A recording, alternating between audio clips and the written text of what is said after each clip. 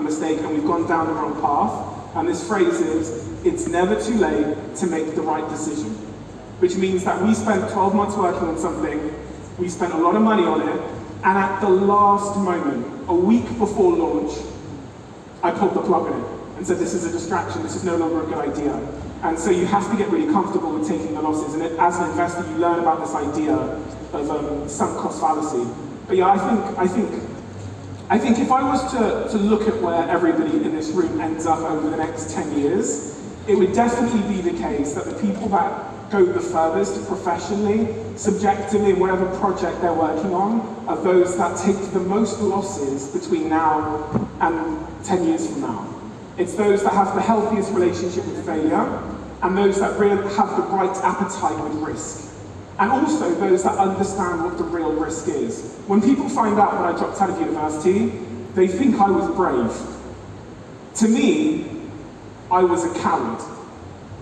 Because for me, when you're really clear on what the goal is, the North Star in your life, and in my case that's happiness, and in your case I think it's happiness, then anything that compromises that is the risk. I wasn't happy at university, so staying in university was the risk. So when people come up to me and they're like, oh my God, you dropped out of university after one lecture, and you were shoplifting food and your parents disowned you, you're so courageous. I go, no, courage would be staying at university. I'm a coward. My whole life has been marked by this ability to quit very, very, very quickly. Frankly, I stopped going to school. That's in part why they expelled me and unexpelled me. I went to university for one lecture, then I dropped out. I started a startup, did it for 2 years, then out of the blue I quit that. I started another business, did that for 6 or 7 years, it became a very big global business, and I quit that out of the blue.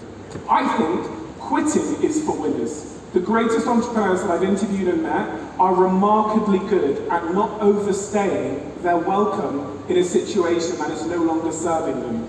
The least successful people I've met, they stay in situation, they choose certain misery over uncertainty.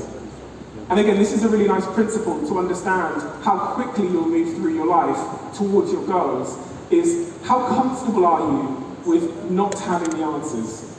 How comfortable are you with uncertainty? Humans hate uncertainty.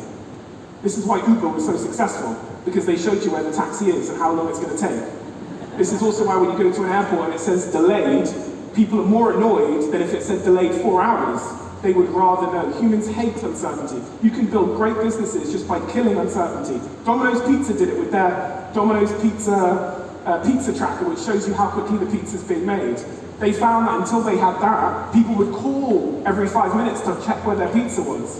They tried everything. They tried refunds. They said, listen, if it doesn't get there in 30 minutes, you can have it for free. People still called until they had the pizza tracker and the uncertainty was killed. So naturally, we hate uncertainty, but through my life, I've always said to myself that choose uncertainty over certain misery, which could be a job, a relationship, it could be anything.